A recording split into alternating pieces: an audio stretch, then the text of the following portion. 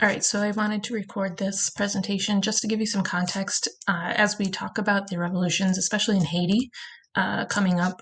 Having a little more context about what else was going on around the world might help, especially with the French, given that Haiti was a French colony. So I'm going to walk you through what happens. The French Revolution kind of gets off the rails by the third stage of the revolution. And then by the time Napoleon takes power and becomes Emperor of France, the revolution as it was will be uh, not going to come to fruition as they thought, given that they were kind of modeling after the American Revolution. Um, Eventually, a king will come back to the throne, although limited in his power. However, for decades later, they'll see a kind of ebb and flow between the power of the king and the power of the people. So let's get started.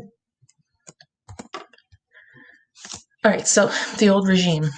Up until this point, so up until the revolution really begins, we've got 1789 being the real start point for this.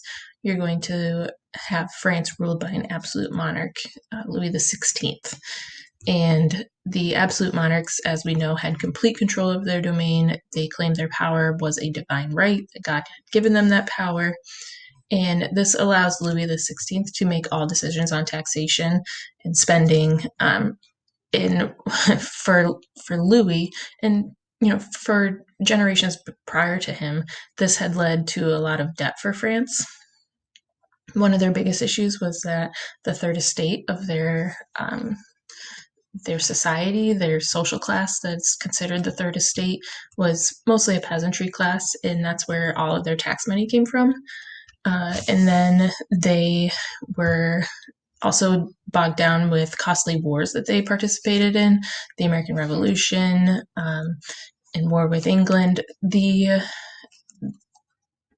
warfare that France had faced had been ongoing. His predecessor, well, prior to him, Louis XIV, had also gone to war, as kind of war was used as a way to legitimize your power, as we know from empires that we've studied in the past.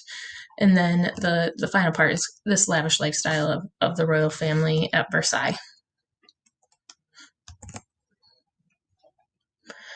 So when the revolution first starts off, it's kind of considered a more moderate stage. The third estate is fed up with the system that's in place, and the French crown is facing dire straits. They have to do something in order to address the debt problem in order for the empire to be solvent. So Louis XVI is going to call a meeting of the Estates General. This is their version of it's not a legislative body. It is a advisory body. And in early 1789, he calls this meeting, and the Estates General had not met for a very long time. And so he calls them to meet. This is an image here on the right-hand side of the Estates General meeting. It's a very large group of people made up of all three estates. The first and second estate, the clergy and the nobility, and the third estate, which is everyone else. So it's your peasantry and your impoverished, but it's also this rising middle class, the bourgeoisie, that's really going to play a factor in this revolution. So he's calling this meeting to address the debt crisis. He needed money. They weren't sure how to do it. The third estate had a grand idea. They said, why don't we tax the other estates? Why isn't everyone paying their fair share into this system? We pay into this system in which we get nothing back. We don't have any privileges. We don't have any rights. We just live for the toil of tax collection. The biggest problem here, though, is anytime they have a proposition, an advisory, moment where they can say, well, why don't we change the tax system?